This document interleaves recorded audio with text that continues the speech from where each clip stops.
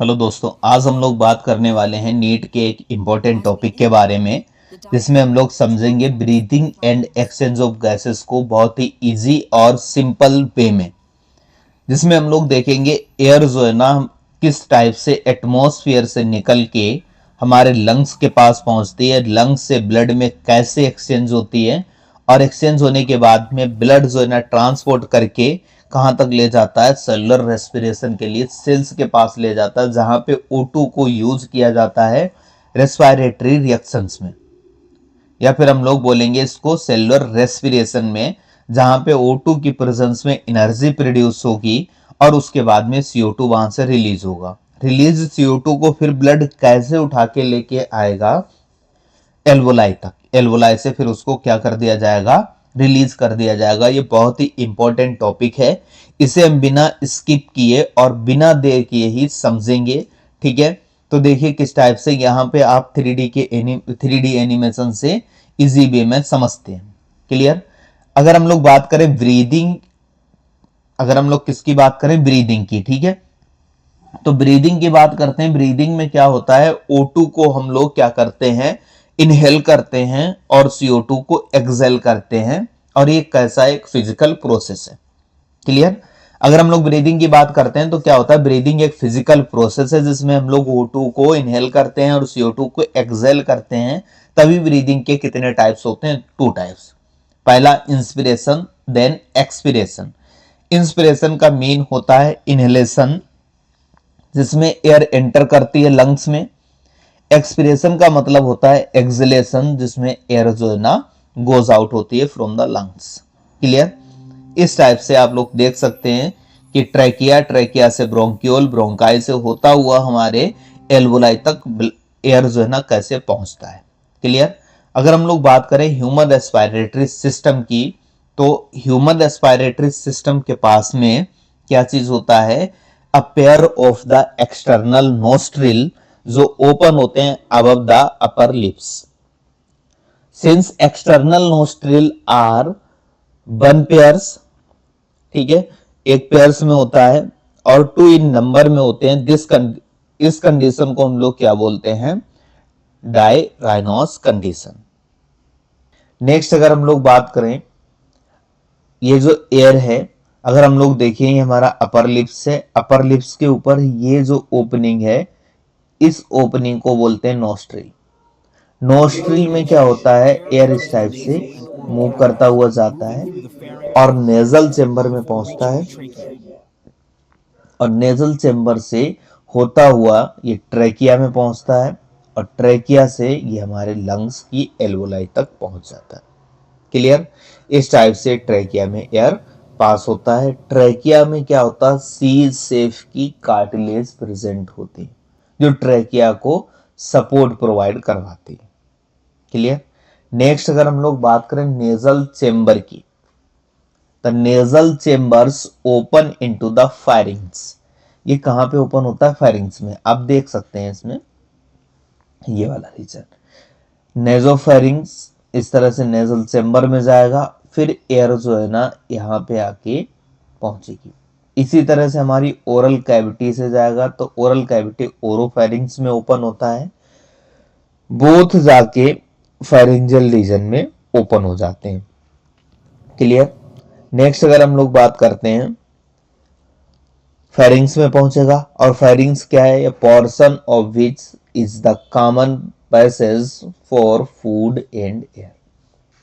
जो हमारा food pipe होता है, जो एयर पाइप होता है, उन दोनों की कॉमन ओपनिंग भी हमें कहां पे मिलती है, दोनों की ओपनिंग भी कहां पे मिलती है हमें, कॉमन फेरिंग्स में। क्लियर। अब बात यहां पे आती है कि जब इस टाइप से ये, ठीक है, एक ओपनिंग यहां पे हमने कर दी एयर पाइप की, और दूसरी ओपनिंग हमने यहां पे बना दी फूड पाइप की। दोनों एक ही जगह पे ओपन हो रहे हैं, लेकिन खाना फिर भी जो है ना वो कहां पे जाता है, फूड पाइप में। इसको भी समझेंगे कि खाना जो है ना एयर पाइप में क्यों नहीं जाता है। Next, the pharynx open through the larynx. और अगर हम लोग बात करें कि ये जो फेरिंग्स होता है, तो फेरिंग्स सबसे पहले यहाँ पे एक लैरिंग्स होता है, उस लैरिंग्स में जाके ओपन हो जाता है। क्लियर? लैरिंग्स को हम लोग सिंपली साउंड बॉक्स भी बोलते हैं, क्योंकि ये जो है ना साउंड प्रोड्यूस कराने में हेल्प करवाता है। क्लियर? तो सबसे पहले हम लोग देखते हैं एक छोटा सा डायग्राम, जिसमें हम लोग क्या देख रहे हैं कि ये हमारा नेजल चेम्बर है। ठीक है, ये हमारा नेजोफायरिंग से नेजल चेम्बर, और ये वाला जो है ना कौन सा हो जाएगा, ओरल कैविटी। नेजो नेजल चेम्बर जहां पे ओपन होता जाके उस पोर्शन को बोलते हैं नेजोफेरिंग्स। ओरल कैविटी जहां पे ओपन होती है उसको बोलते हैं ओरोफेरिंग्स। कलेक्टिवली बोथ को हम लोग क्या बोलेंगे, फेरिंग्स। फेरिंग्स हमारा ये वाला रीजन हो गया है। ये जो फेरिंग्स का रीजन है, आप यहाँ पे देख सकते हो कि ये जो है फूड विंड पाइप आया है, जिसको ट्रैकिया बोलते हैं, और ये ट्रैकिया की ओपनिंग जो है उसको हम लोग ग्लोटिस बोलते हैं। दूसरा ये हमारा फूड पाइप आया है, जिसको ईसोफेगस बोलते हैं, और इसकी ओपनिंग को बोलते हैं गुलेट। क्लियर? यहां पे आप एक व्हाइट कलर का ये जो ना फ्लैप जैसा देख रहे हैं, ये वाला, ये फ्लैप जैसा देख रहे हैं, ये इलास्टिक कार्टिलेज का बना हुआ होता है। इसका नाम होता है इपीग्लोटिस। इसका नाम होता है इपीग्लोटिस। और हमने लिखा भी है, देखो ग्लोटिस के ऊपर, मीन्स क्या है, ग्लोटिस को कवर करने वाला जो पार्ट होता है उसको बोलते हैं इपीग्लोटिस। यही क्या करवाता है, फूड और वाटर को प्रिवेंट करता है, कहां पे, ट्रैकिया में जाने से। क्लियर है ना? तो इस टाइप से आप डायग्राम से एकदम क्लियरली समझ सकते हो। ठीक है, अब बात करते हैं हम लैरिंग्स की। लैरिंग्स is a cartilaginous box. Cartilage tissue का बना हुआ एक बॉक्स होता है, which help in sound production. और ये क्या करता है, साउंड को प्रोड्यूस कराने में हेल्प करता है, तभी इसको हम लोग क्या बोलते हैं, साउंड बॉक्स।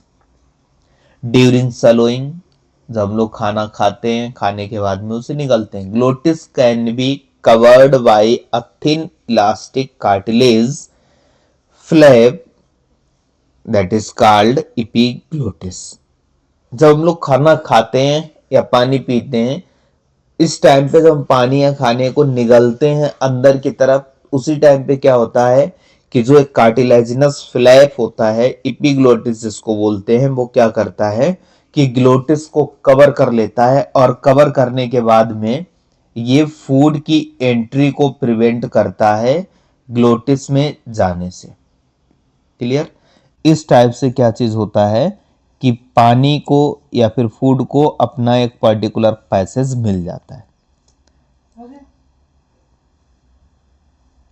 नेक्स्ट अगर हम लोग बात करें types of cartilage in लैरिंग्स on the basis of, ठीक है, अगर हम लोग नंबर के बेसिस पे देखें कितने टाइप के कार्टिलेज हैं, और फंक्शन के हिसाब से देखें और ओरिजिन के हिसाब से देखें, तो पहला है नंबर 1, जिसमें मिलेगा थायराइड। अब देखिए ये वाला, ये क्या चीज है, ये देख रहे हैं ब्राउन कलर का जो देख पा रहे हैं, ये क्या चीज है, थायराइड कार्टिलेज। ये लार्जेस्ट है, देखिए डायग्राम में कितना बड़ा यहां से यहां तक बना दिया। It is largest of लैरिंग्स। Next ये वेंट्रली ब्रॉड, मतलब हमारा जो पेट वाला रीजन है उस साइड में ब्रॉड होता है। नेक्स्ट अगर हम लोग बात करें लेटरल साइड की, लेटरल साइड में ये नैरो होगा, डोर्सल साइड में अपसेंट होता है, तभी ये क्या होता है, सी शेप का बनाता है। Clear? In human male ventral surface of thyroid cartilage make a process as Adam's apple which is secondary sexual character।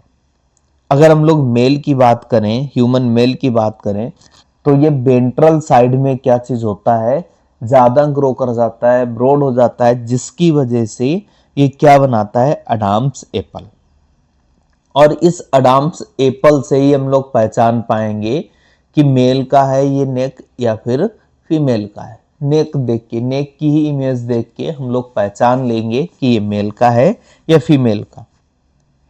तभी इसको हम लोग क्या बोलते हैं, सेकेंडरी सेक्सुअल कैरेक्टर। इसकी ओरिजिन की बात करें तो ओरिजिन कैसा है, हाइलाइन कार्टिलेज। ओरिजिन कैसा है इसका, हाइलाइन कार्टिलेज। नेक्स्ट 1 नंबर होता है क्रिकॉइड का, जो सिग्नेट रिंग शेप्ड कार्टिलेज होता है। डोर्सल ब्रॉड होता है, लेटरली नैरो होता है और वेंट्रली फाइबर लाइक होता है। क्लियर। और ये किसका बना होता है, हाइलाइन। तो अगर हम लोग बात करते हैं क्रिकॉइड, तो ये हमारा क्या चीज है, क्रिकॉइड कार्टिलेज। तो आपने देखा थायराइड कार्टिलेज, आपने देखा क्रिकॉइड कार्टिलेज। नेक्स्ट अगर हम लोग बात करें, 2 होते हैं आर्टिनाइड या कोनिकल शेप्ड कार्टिलेज। ये किसके बने होते हैं, हाइलाइन कार्टिलेज का। 1 और 2, 2 कौन से हो जाएंगे, आर्टिनाइड। नेक्स्ट अगर हम लोग देखें, 2 जो होते हैं वो कौन से होते हैं, कार्टिलेज ऑफ सेंटोरनाई।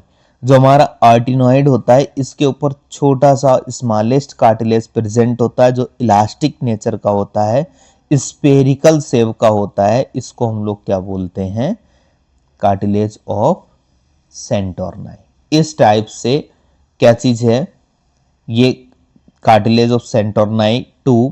नेक्स्ट है आर्टिनॉइड 2, इसके बाद में cricoid 2, thyroid 1। Next epiglottis elastic cartilage का बना होता है, जो कवर करता है ग्लोटिस को, मतलब विंड पाइप को कवर कराने का काम करता है जब हम कोई चीज निगलते हैं।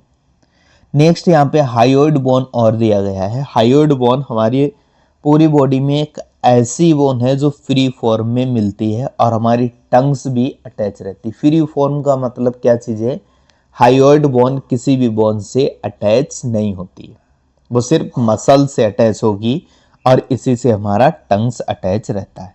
ठीक है। अगर हम लोग फंक्शन की बात करें तो देखो किस तरह से फंक्शन करवाता है।